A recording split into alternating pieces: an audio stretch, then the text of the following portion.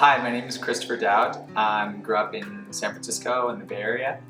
Went to school at Tufts University and Oxford, and I'm currently a binational business fellow here in Mexico City. So I would say that the Climate Innovation Summit is a product of my experience both here in Mexico and also before. 3 years ago, my family, we lost my childhood home in the wildfires in Northern California. And it was in that moment that my professional experience had been working at Google, working on a lot of sustainability initiatives and launching kind of new products that were focused on lowering the companies and our clients' carbon emissions.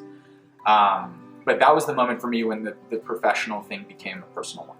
So from then on, I sort of set out to make it my life's work, to work in any way that I can to improve our likelihood of responding to extreme climate.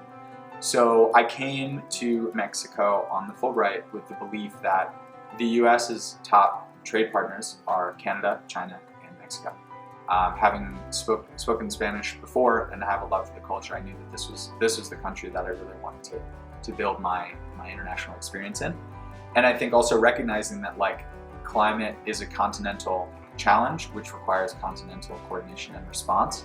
And just because it impacts one country in a certain way doesn't mean that it doesn't have spillover effects throughout the borders. And so basically, our goal is to say, we want the 120 people who are most capable of accelerating a green transition across the continent to participate in 2 days of very intimate, very advanced programming on what is the state of climate innovation on the continent and where are we going to be in 5 years. But actually, no, we're all part of one community of innovators trying to accelerate the green transition. And I think that level of coordination and support is what we're trying to build.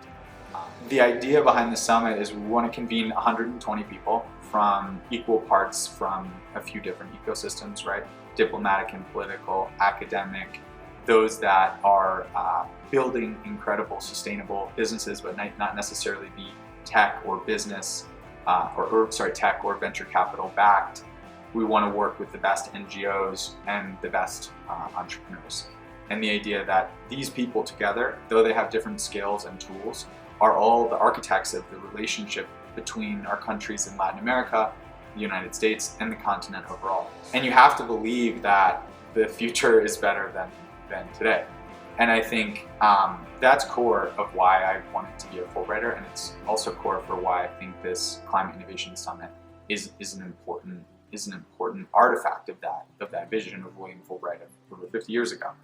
So I'd like to share a little bit about our sponsors that we have, and also those that are participating, who said, we're attracted to this idea before there's even anything to be attracted to, right? And so it ranges from large corporates like Amazon, one of the top university systems here in Mexico, Tec de Monterrey. We have one of the most premier hospitality brands in Grupo Habitat, and one of my personal favorite coffee company, Buna Coffee.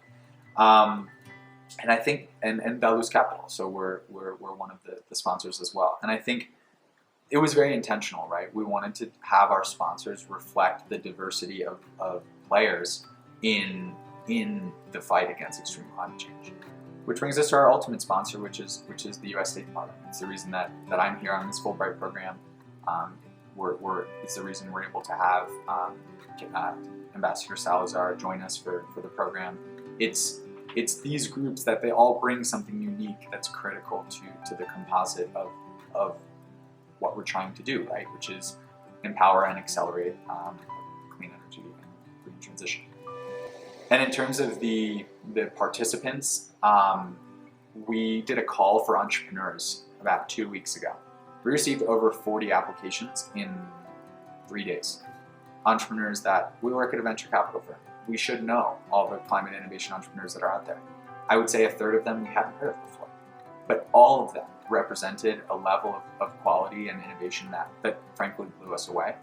We ended up picking just 8 to pitch to the whole summit of participants. This is a continental problem and opposition that we all face. So we need to have continental solutions and a continental network. And I think in the same way that the Fulbright program was designed to prevent, in some ways, the next great conflict, to enable cultural depth and understanding. I think that we need those same assets today to fight against extreme climate change.